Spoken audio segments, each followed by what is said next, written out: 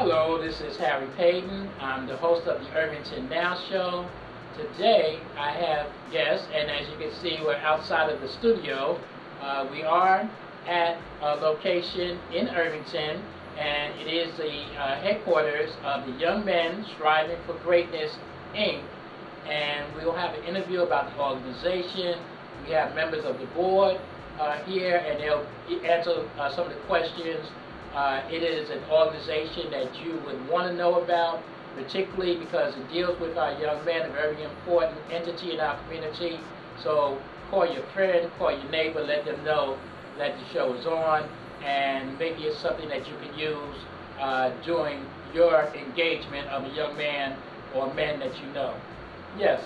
How you guys doing? Doing well. Good. Good, good. Now the first thing, if you guys can just introduce yourselves, and we'll start. My mother would kill me if I didn't do it this way. Ladies first. Well, thank you. Yeah. Hi everyone, my name is Krista DiCarvalho. I'm the COO of the organization. I graduated from Rahway High School in 2002, and I have my master's degree in healthcare administration from Seton Hall University, and I'm pretty much motivated to get this organization going with Pascal and Jason and the rest of the board, and I'm looking forward to its future. Beautiful, beautiful. Thank you for that background information. Yes, sir. I'm Pascal Boston. I've been from Irvington. I've lived in Irvington all my life. I just recently moved out to Linden a couple of years ago. Went to Irvington High School, played football for the Blue Knights. Went on to William Patterson and went to Kaplan University to do a master's there. Right now I'm a teacher over at Independence High School, which is off of Grove Street. And I serve as president, and I'm also in charge of marketing and programs for the organization. And that's just me in a nutshell. Just trying to, get these young men on board and get these young men out of, the negatives or whatnot. That's, influencing us out here right now. Thank you. Thank you very much, and thank you for those many great football days. Because remember, I was out there in the audience watching. Yes, sir. Oh yeah. Well, my name is Jason Beckles.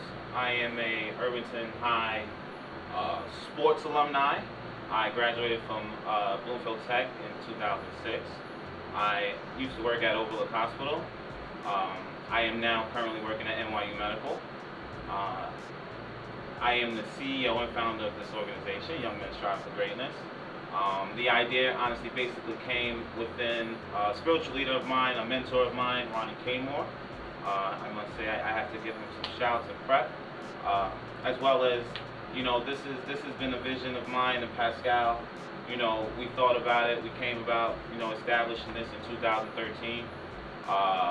Since then we've been on a roll. We've had some downfalls, but God is always good and on your side. And as long as we, strive to get these young men in a position where they have male figures that they can look at, that's our goal and mission. We want to be able to get them back on track, give them something to look at. So thank you very much. Yes, thank you. Thank you very much. And that's definitely a good mission to have. And I'm glad that you young folks are doing that, because I try to engage young people all the time. That is a everyday mission to try to do something good for a young person, because that was done for me when I was younger and helped me through. So it's good that you guys are taking that ball and continuing that to roll. And with that, you gave a little of the background, but can you give some background on how Young Men Striving for Greatness got started? Okay, well, Young Men Striving for Greatness, like I said, in 2013 we established.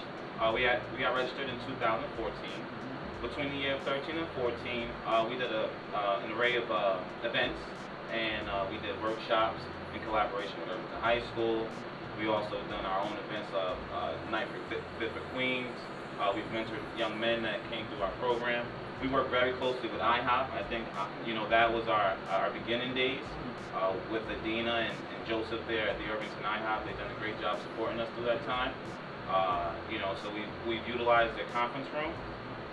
And in 2016, we kind of had to take a step back and figure out how we were going to attack this mission aggressively. And we took flight, and we wanted to purchase a retail space, and we got this space.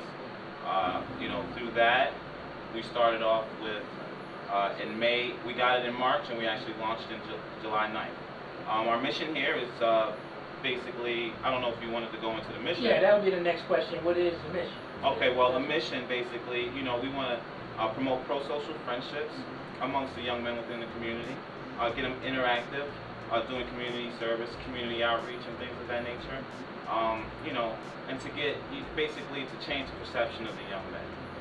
So that's our mission here at YMSG. Okay, beautiful, beautiful. Now, what is Young Men Striving for Greatness's vision? Also, as a vision, I got a lot of this off your website. You have a great website, yes, which will, lead people to at, some point in the show, so they can see it themselves. But what's the vision? Well, the vision of YMSG is simple. We want to strategically implant positive, reinforcement in the community. A lot of the time, when we look at, young men of our age or even younger, it's usually brought up in a negative limelight. We want to bring that positive outreach, that positive, that setting. Though when you see a young man in the street, it's not always negative. We want to bring out that positive image. So that's just what we're trying to build. We're trying to promote that throughout the entire neighborhood. It's not just Irvington, it's pretty much the greater Essex County area, but we definitely want to be able to say, home is taken care of, and that's the vision of YMSG. Okay, beautiful, beautiful. Now, also on your website, it speaks about young men striving for greatness is commitment. What's the commitment about? The commitment is based off our core values. Our commitment is to ensure that we are delivering our fundamental 7 services, our community service, our mentoring and tutoring, our workshop development and discussions, and also just overall just positive reinforcement. So the commitment is to just make sure that we are delivering these services to the young men, and just being a benefit in their lives. Beautiful, beautiful. Now, you spoke about the group's core values. What are the core values? Yes, the core values are respect, responsibility, commitment, and self-motivation. And we comprise these 4 elements due to the fact that we feel that young men really need to take these ideas and ideals in as something very serious to ensure that their success, ensure their proactivity in the community. Respect is definitely something that the young men need to take seriously, because if you respect someone else, you understand how to conduct yourself accordingly, as well as being responsible for your own self, for your family, for your job, for school, for the community. And self-motivation is just to, drive yourself to and accomplish your goals and really strive for greatness. And lastly, commitment is just overall staying true and being disciplined to the program and to all the core values, and being committed to everything you would like to do in life. Right. Beautiful, beautiful. And as someone else wants to Oh, I just wanted to, put in, the extra word as in saying, the difference between Young Men Striving for Greatness and, I would say, any other organization, what sets us apart is the relatability. Myself and Pascal, we went through the Irvington, we've lived a life from kindergarten on through, 28 years, we're still in the community. And the thing that I find most, I guess, appealing to the young men is the relatability. When you live through something, you're able to speak to someone about it. When you're able to see what they're going through and the decisions and the choices that they have that may impact their future, you're able to, talk to them in a language where, where they would be able to relate, where they understand, where they won't shove you away. Because a lot now, these young men have these idols out there, rappers and you can see it for yourself. It's kind of changing the way that they carry themselves. So we want to be able to be relatable, and I think that sets us apart from that, because we can talk to the educated ones, and we can also talk to I won't call them thugs, because they're not thugs, they're just a little bit misguided, you know, and you know we can relate to them. We can talk to them, speak in their language, and you know they'll feel the trust within us to believe and come forth with any issues and so forth. So you know. Thank you. And there's nothing wrong with rappers and so forth as being out there, just making that disclaimer. But it's just to provide other directions, other images, other ideals that are out there, because you know the world is so huge, and it's not just you know one avenue or one path, and it's just broadening horizons, and just you know ensuring that these young men see those different avenues and see those different horizons. Yeah. Beautiful. And as I was listening to the core values, I immediately thought about my mother. My mother gave me what are your core values. Right. You know, I had to respect people. It Right. wasn't an option. So nowadays, unfortunately, young men and young ladies don't always have that person or persons to give you. This is what you're going to do, and this is how you should live your life. So at this point, it's good that you guys have set that up, because unfortunately, it may be the first time that they were being taught that you have to respect someone. Because like you guys, I always use it as a badge of honor, and I don't shy away from it, but I was raised in the projects. Right. And you guys may not be actually old enough to remember the project, but the projects, you know, for us oldsters, you know, we can identify where you live, Howard Street, Mercer Street, Stella Wright, you know, Right. we all knew of those, and we knew the moniker of being a project kid, and that's what I am. I'll never not be a project kid. I was raised and shaped in the projects, but in the projects, you couldn't walk around swords. Right. You couldn't walk around and say, hey, how you doing? How's everything? Oh, okay, listen, Right. he got a wallet, let me go get it. So you had to put on this hard persona.